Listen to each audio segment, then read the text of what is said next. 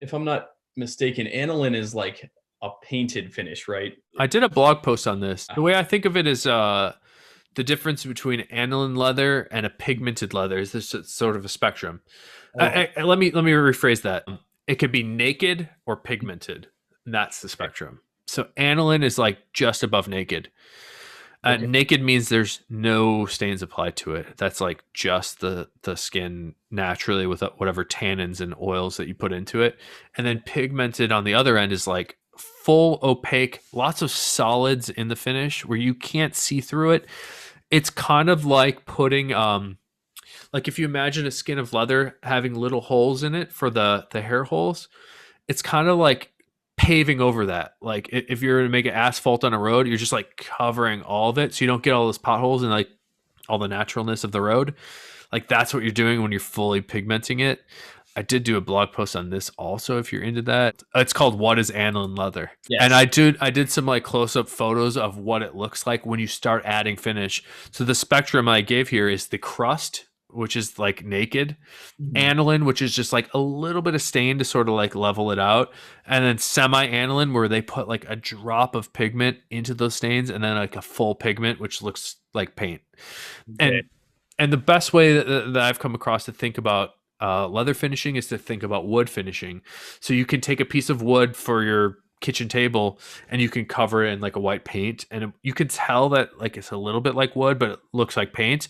Or you can apply any color stain to it and you still see more of that like natural character of the wood. There's more highs and lows and colors. There's a little bit more texture. You know, now you're just putting a color on it. That's the difference between a pigmented full finish and like a aniline, like stain, just a stained piece of wood or a stained piece of leather. That makes perfect sense. And That's awesome. it's a weird word, aniline. Yeah, aniline. It is strange. I've had to learn like, what's a pull-up leather? What's a Chromexcel? And the interview that you did with the chemical engineer was probably the best thing I've ever seen. Like because he was explaining how you infuse metal into leather to make it a stronger product. And I never knew that Chromexcel meant they were literally infusing metal into the leather.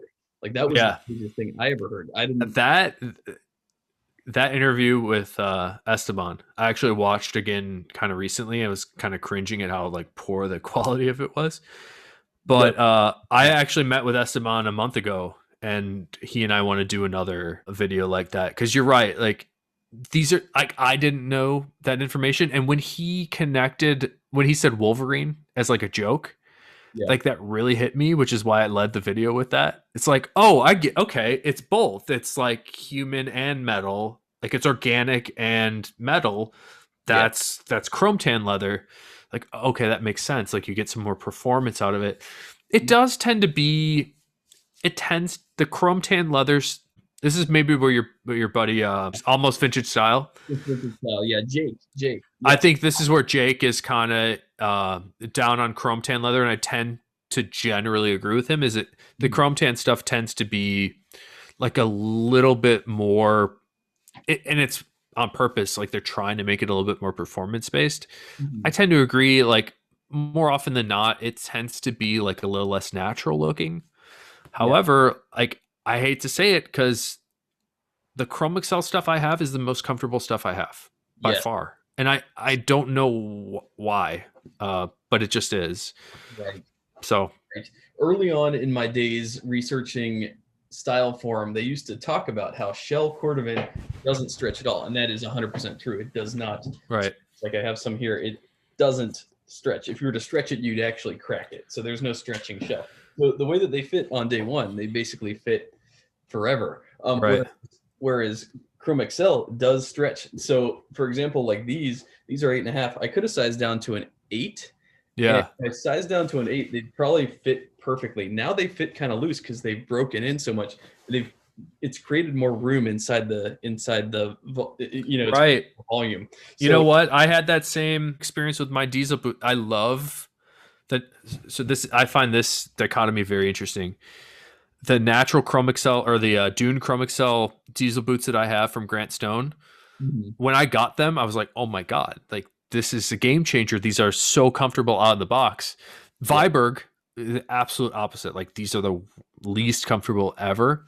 And it's Yes. interesting how that has shifted as I've worn them. And I don't know if it's a Grant Stone thing or a Chromexcel thing or like the size I ordered from Grant Stone, but the Grant Stones have actually become like mildly less comfortable, where the Vibergs have like, I don't know how many times more comfortable they are, but they've sort of gone in different directions, which is quite interesting. I will. I think if I were to do it again, I would get a smaller size in the Chrome Excel, and Mhm. it would suck for a little bit, and then just like break them in to it. Because Right. to give a physical example of it is, we do Chrome Excel belts at Ashland, and I wear my belt pretty hard. Like I'll torque it closed. Hmm. You could get like 3 or 4 inches of stretch on a Chrome Excel belt, even in that honking thick 9 ounce stuff. So when Yeah. you're talking like 5, 6 ounce on a shoe, like you can stretch that pretty far. True. So it will give around your foot in a pleasant way. Right. That's true. I ordered a belt from Pigeon Tree Crafting in natural Chrome Excel. These are also Grant Stone diesel boots in natural Chrome Excel. And as soon as I got that belt from Isaac, I put it on. I couldn't actually cinch it shut. I was like, Isaac, dude, you sent me the wrong size. This has never happened. He's like, dude, don't worry about it. That's going to stretch like 3 inches. Sure enough, like I wore it for the first 2 days. It sucked. It was like cinching my waist. It was like cutting off my blood circulation. But Wow. it stretched so much, and now it fits perfectly. He's like, dude, I size it. What I do is I stretch it and then I measure it, because that's what it's Wow. going to end up as. So yeah, so that's how my belt wound up, was the perfect size. Now, the first couple wears, yes, absolutely, it was kind of tight. Interesting. So yeah, Chrome Excel stretches, absolutely. Big But time. yeah, yeah, Would absolutely. you like to know why it stretches? Yes, I would. This is a great example of like how crazy Horween is. Yeah. So yeah, you might not know this, but leather tanneries sell leather based on the square footage, like the area of the hide. So they're taking these infinitely variable hides and trying to make it in the same thing. But during that process, they will change in shape and in size. The thing about the Chromexcel that is very unique is they are air drying it, and they're not. There's multiple ways to dry leather. Horween chooses the stupidest one of all for Chromexcel.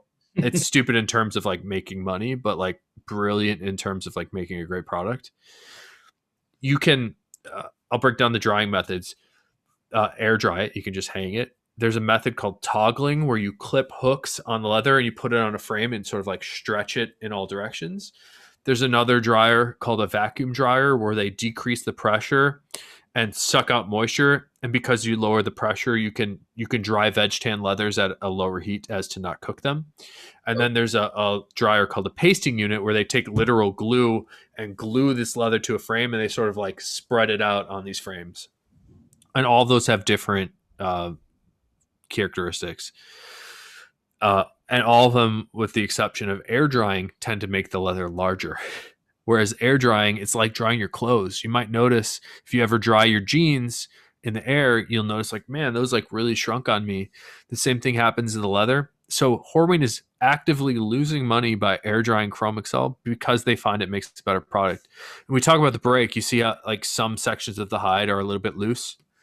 That again, those tend to be the lower density fiber sections of the hides that okay. create this sort of pebbly look. And I Yeah. find it to be like unpleasant, and most people agree. It's not smooth.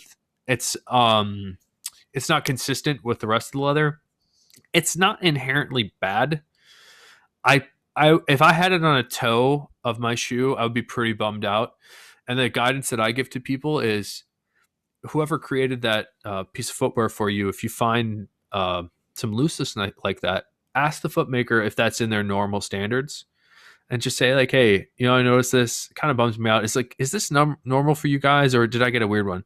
Because 99% of the time, if you come at somebody in a reasonable way, they're going to hook you up and they're going to get you something that you like. Nobody's trying to screw you over, especially me. Like I'm, Yeah. that's my guarantee for everybody. Is like, I don't rip people off. And I'd imagine, if that's Alden, like if you come at Alden and say like, look, I got this, it's kind of bumps me out. Like, is this normal? And they might say, yeah, like that's normal. sorry, you gotta live with it. Or they might say, you know what, that one got away from us. Like we made a mistake. Let's make it right. So they might do that for you. But Horween air dries the Chromexcel because think about that. The delamination happens because the leather is not as tight in terms of like the microscopic fiber of the hide itself. But by air drying it, it's just like on your jeans where it shrinks back in. You're sort of making it a little bit tighter and more dense, and that's why they do that. It loses them on each side of leather. You're losing like 4 to 6 square feet times $10. So they're losing like $60 a hide or a side on each piece of Chromexcel that they sell. Wow. So they're not optimized for, that's not environmentally friendly on that scale where they're saying like how many square feet of leather did you make per kilowatt hour of electricity. Like they're losing there too. They're just doing it because it's a better product. So that's pretty, to me, like that really, to me, is a testimony of like what Horween's up to. It's like they don't care.